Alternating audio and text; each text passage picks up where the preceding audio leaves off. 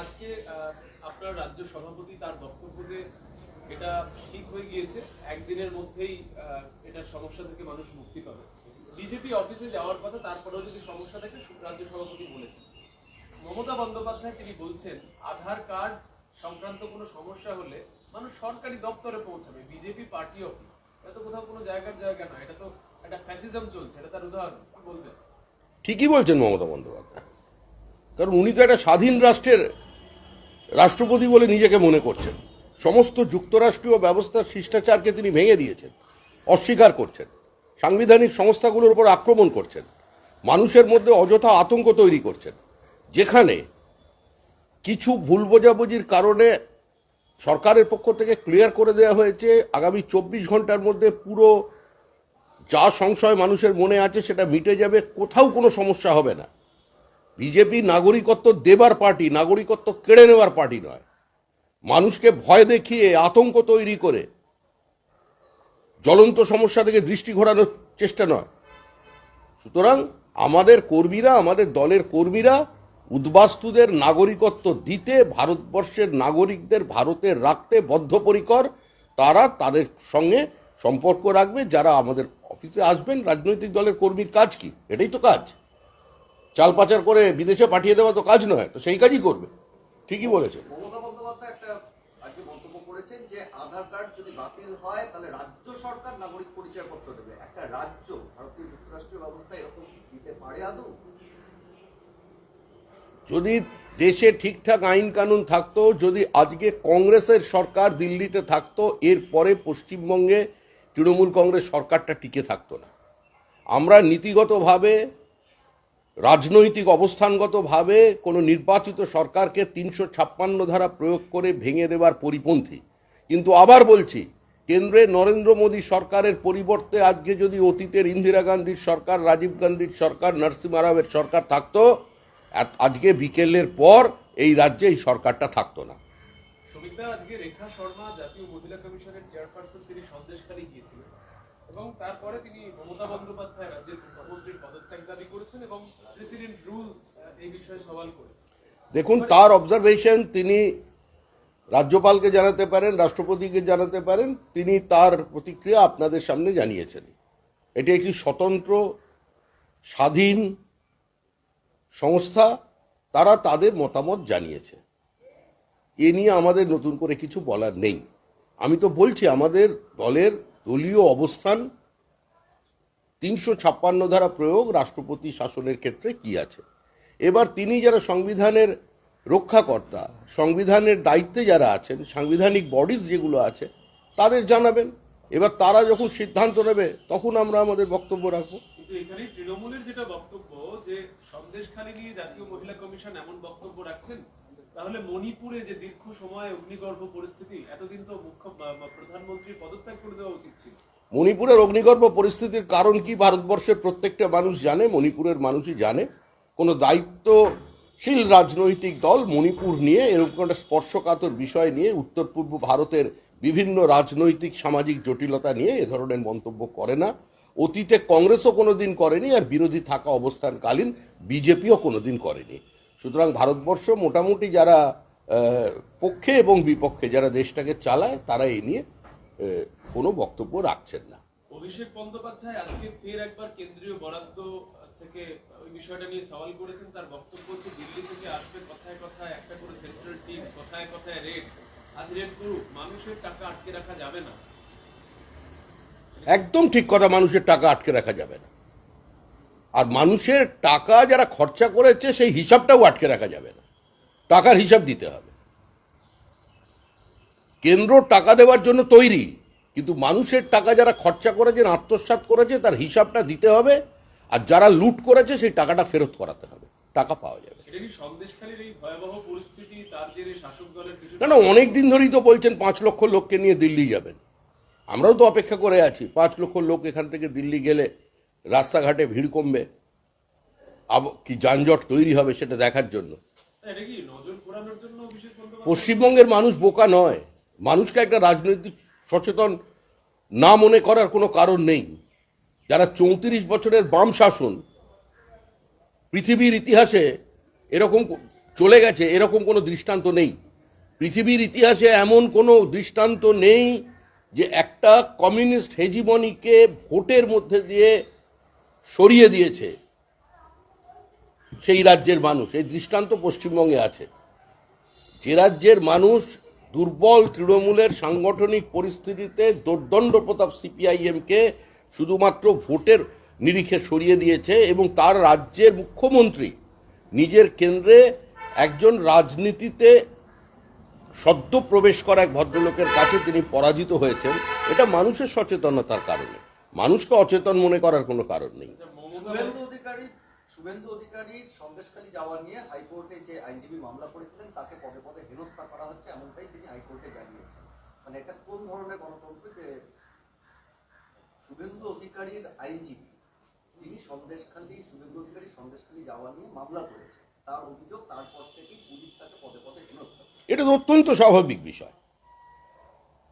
যারা বিচারপতিদের হেনস্থা করছেন, বিচারপতির পরিবারকে হেনস্থা করছেন, বিচারপতির বাড়িতে গিয়ে পোস্টার লাগাচ্ছেন, বিচারপতির বিচার কক্ষে ঢুকে তাকে ম্যানহ্যান্ডেল করছেন, তো তারা একজন আইনজীবীকে হেনস্থা করবে, এটাই তো স্বাভাবিক।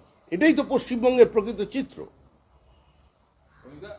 শুভেন্দু অধিকারী যাওয়ার যে মামলাটা, সেক্ষেত্রে হাইকোর্ট আজকে অনুমতি দিয়েছে এবং পাশাপাশি 144 ধারার উপর অন্তর্বর্তী সমিতিদের আগামী 7 দিনের জন্য আলটিমেট কোর্টে গিয়ে যেতে হচ্ছে।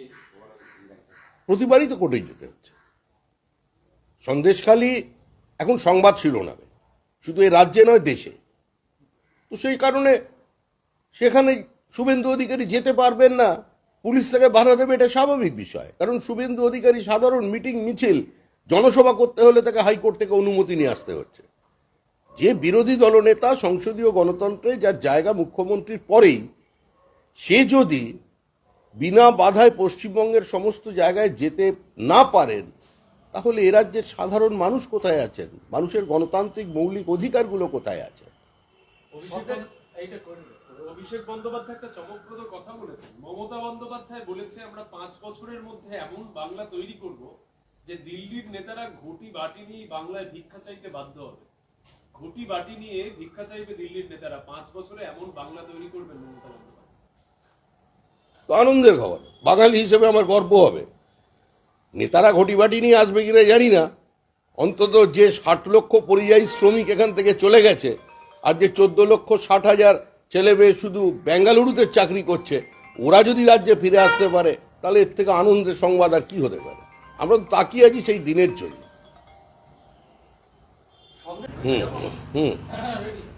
সন্দেশখালী সাধারণ মানুষ গত কয়েকদিনে কিছু অভিযোগ করেছেন। যেমন একটা অভিযোগ হচ্ছে গত 10 বছর তারা ভোট দিতে পারেন, এবং ভোটে দাঁড়াতে গেলে প্রার্থীর বাড়িতে সাদা থাম চলে গেছে। এইরকম পরিস্থিতি আজকে তারা মুখ খুলছে। পশ্চিমবঙ্গে যে রাজনৈতিক দল ক্ষমতায় আছে, তাদের নেতারা, তাদের মন্ত্রীরা প্রকাশ্যে মঞ্চ থেকে বিবৃতি দিয়েছিলেন বিরোধী শূন্য পঞ্চায়েত চাই। সেক্রেটারি জেনারেল পার্থ চট্টোপাধ্যায় কার্যত এই মন্ত্রিসভার ছিলেন দ্বিতীয় ব্যক্তি। তার ঐতিহাসিক বিবৃতি ছিল, বিরোধী না থাকলে উন্নয়নের গতি ত্বরান্বিত হয়। তো স্বাভাবিকভাবে তৃণমূলের কর্মসূচি হচ্ছে বিরোধী শূন্য করে দেওয়া। যে সন্দেশখালী নিয়ে এত আলোচনা চলছে, সেই সন্দেশখালীতে আমরা পঞ্চায়েত সমিতি চালিয়েছি।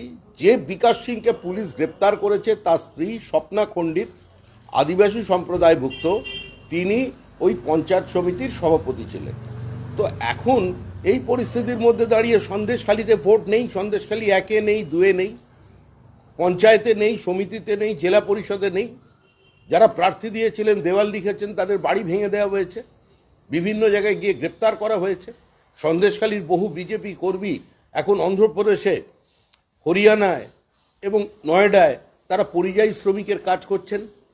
তাদের বিধবা মা বাড়িতে আছে, জেসিপি দিয়ে বাড়ি ভাঙা হয়েছে, গ্রিলগুলো খুলে নিয়ে যাওয়া হয়েছে।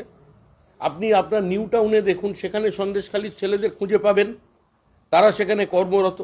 তার কারণ হচ্ছে এইভাবেই সারা পশ্চিমবঙ্গে চলেছে। যে সন্দেশখালী, যে শাহজাহানকে নিয়ে এত আলোচনা চলেছে, আমার মনে হচ্ছে এই আলোচনাটা অপ্রাসঙ্গিক। কারণ শাহজাহান কোনো ব্যক্তি নয়, শাহজাহান হলো একটা কনসেপ্ট। যে ব্যবস্থা তৃণমূল কংগ্রেস তৈরি করেছে তার কারণেই শাহজাহান তৈরি হয়েছে, তার কারণেই বকটুই হয়েছে, তার কারণেই বাকিবুর হয়েছে, তার কারণেই শঙ্করাড্ড হয়েছে। এটা হচ্ছে একটা নির্দিষ্ট ভাবনা, সেই ভাবনা এবং ভাবনার প্রতিফলনের কারণেই এ ধরনের ঘটনা ঘটেছে। যখন যেখানে একদলীয় একচেটিয়া চূড়ান্ত স্বৈরতন্ত্র প্রতিষ্ঠা হয়ে যাবে, তার অনেক পার্শ্ব প্রতিক্রিয়ার কারণে কোথাও মহিলাদের ওপরে আক্রমণ হবে, কোথাও বৃদ্ধর ওপরে আক্রমণ হবে, কোথাও কারো ইটভাটার ওপরে আক্রমণ হবে, এগুলো চলে। কিন্তু বিষয়টা শুধুমাত্র যে সন্দেশখালিতে মহিলা নির্যাতিতা আজকে মিডিয়ার কারণে যেটা ফোকাসড হচ্ছে স্পর্শকাতর বলে, আসল বিষয়টা হচ্ছে একটা নির্দিষ্ট ভাবনা। সেই ভাবনাটা হচ্ছে যে আমি এবং আমি, এখানে আমরা বা অন্য কারোর কোনো স্থান নেই। মুখে থাকবে যত মত তত পথ রামকৃষ্ণ, আর পিছনে থাকবে সব মত এক পথ, সেই পথটা হচ্ছে তৃণমূলের পথ। এই ভাবনার কারণেই আজকে এ ধরনের ঘটনা ঘটছে। যদি শাহজাহান শেখ বলে কোনো ব্যক্তি না থাকতো, ওখানে অন্য কোনো বলরাম পৌঁছে যেত এবং তার মাধ্যমে এই কাজগুলো হতো। আপনার কথা সূত্র ধরেই বলছি যে মহিলা নির্যাতনের কথা বারবার উঠে আসছে। আপনি বললেন প্রচুর পরিযায়ী শ্রমিক, হাজারে হাজারে পরিযায়ী শ্রমিক। তার মাঝখানে এক মহিলা অভিযোগ করেছেন তার বৌমা সুন্দরী, সেই কারণে তাকে রেখে আসতে হয়েছে মধ্যপ্রদেশে সন্দেশখালী গ্রামে, সেই পুত্রবধূকেও রাখতে। দেখুন, আমরা যদি কোনো বিবৃতি দিই বলবেন বিজেপির শেখানো, আরও দু চারজনকে পাওয়া যাবে যারা এসে বলবেন সম্পূর্ণ শান্তি বিরাজমান, বিজেপি আর সিপিএম যৌথভাবে এই কাজ করছে। এ ধরনের শুনতে শুনতে আমরা ক্লান্ত হয়ে গেছি। আপনারা সাংবাদিকরা আপনাদের বুমের সামনে কারা কি বলছেন সেটা তারা দেখছেন। জাতীয় মহিলা কমিশন গিয়ে শুনে এসছে। আমরা রাজনৈতিক দল করি, আমাদের মধ্যে থেকে এখন পর্যন্ত কেউ সন্দেশখালী পৌঁছতে পারেনি। ওখানে আমাদের স্থানীয় কর্মীরা আছেন, অনেকের বিরুদ্ধে মামলা হয়েছে।